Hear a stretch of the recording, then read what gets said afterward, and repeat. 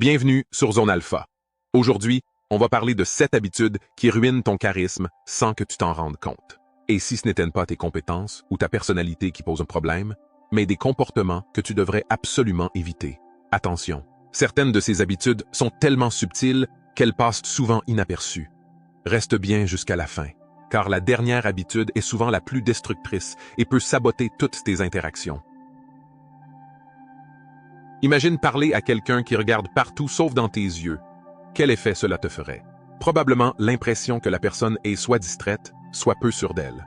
Le contact visuel, c'est l'un des outils les plus puissants pour établir une connexion. Regarder quelqu'un dans les yeux montre que tu es attentif et confiant. Cependant, il y a un équilibre à trouver. Trop fixé peut mettre mal à l'aise, alors vise un regard naturel, ponctué de quelques pauses. Entraîne-toi lors de conversations informelles, et tu verras à quel point cela change les dynamiques sociales.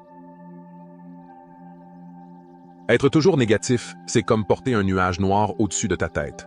Se plaindre peut être un réflexe pour extérioriser ton stress. Mais à force, tu deviens un aimant à mauvaise énergie. Les gens charismatiques savent qu'ils doivent inspirer, pas déprimer. La prochaine fois que tu te surprends à te plaindre, demande-toi, est-ce que je propose une solution ou est-ce que je tourne en rond? Les solutions attirent de l'admiration, tandis que les plaintes incessantes repoussent les autres. Attention, ça ne veut pas dire que tu dois cacher tes émotions, mais apprends à les exprimer de manière constructive. On connaît tous quelqu'un qui monopolise la conversation en parlant uniquement de lui. Ce comportement peut sembler anodin, mais il coupe rapidement le lien avec les autres. Les gens charismatiques ont une qualité essentielle. Ils écoutent. Si tu veux captiver quelqu'un, intéresse-toi sincèrement à lui. Pose des questions ouvertes, rebondis sur ce qu'il dit et montre que tu es engagé dans l'échange. C'est un échange, pas un monologue. Et paradoxalement, plus tu écoutes, plus les gens auront envie d'en savoir sur toi. Donc, sois curieux et donne de l'espace aux autres pour briller. La communication non verbale parle souvent plus fort que les mots. Imagine quelqu'un qui entre dans une pièce avec les épaules affaissées, les bras croisés et le regard baissé. Qu'est-ce que tu ressens? Probablement de l'indifférence ou un sentiment qu'il n'a pas confiance en lui. À l'inverse, une posture ouverte et engageante attire immédiatement l'attention et inspire confiance. Cela passe par des gestes simples. Garde tes bras ouverts, ton dos droit et ton menton légèrement relevé. Mais attention, ce n'est pas seulement pour les moments où tu parles. Même quand tu écoutes, adopte une posture d'intérêt. Par exemple, penche-toi légèrement en avant pour montrer ton implication. Un autre détail important, ton sourire. Un sourire sincère et détendu peut complètement changer la perception que les gens ont de toi. Alors, fais un petit check de ta posture à chaque fois que tu interagis avec quelqu'un et observe les résultats.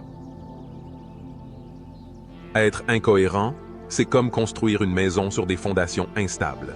Imagine un ami qui te promet constamment qu'il sera là pour toi, mais qui te laisse tomber à chaque fois. Est-ce que tu lui ferais encore confiance? Probablement pas. La cohérence, c'est ce qui fait qu'on te perçoit comme fiable et digne de respect.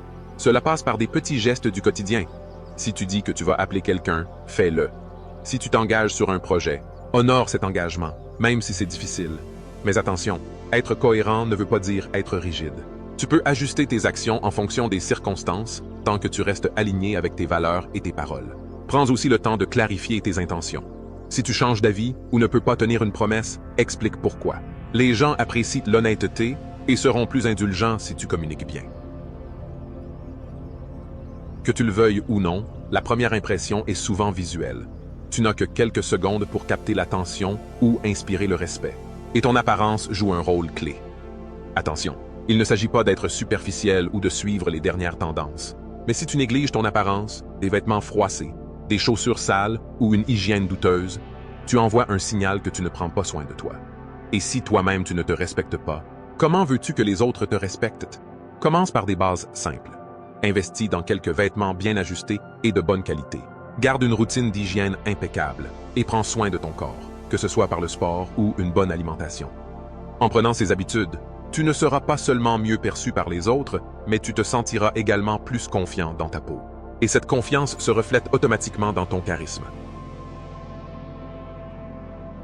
Personne n'aime les conflits, c'est vrai, mais les éviter à tout prix peut être plus dommageable que tu ne le penses. Quand tu refuses d'exprimer ton désaccord ou que tu laisses des frustrations s'accumuler, Tu donnes l'impression d'être quelqu'un qui manque de caractère ou de courage. Les gens charismatiques, eux, ne fuient pas les conflits. Au contraire, ils savent les gérer avec calme et respect. Affronter un conflit ne veut pas dire crier ou s'imposer, mais plutôt exprimer ton point de vue de manière posée et constructive. Par exemple, si quelqu'un fait quelque chose qui te dérange, au lieu de te taire, dis simplement « Je comprends ton point de vue, mais voici pourquoi ça me pose problème ». En adoptant cette approche, tu montres que tu as des convictions et que tu es capable de gérer des situations complexes. Et paradoxalement, les gens te respecteront davantage, même s'ils ne sont pas d'accord avec toi. C'est une compétence essentielle à cultiver pour renforcer ton charisme et ton leadership. Voilà les 7 habitudes qui peuvent te ruiner ton charisme. Mais bonne nouvelle, elles ne sont pas irréversibles. En travaillant dessus, une à une, tu peux transformer ton image et ton impact sur les autres. Alors, quelle habitude vas-tu éliminer en premier? Dis-le-moi dans les commentaires. Et si cette vidéo t'a aidé, n'oublie pas de laisser un like et de t'abonner. À très vite pour d'autres conseils pour booster ton charisme.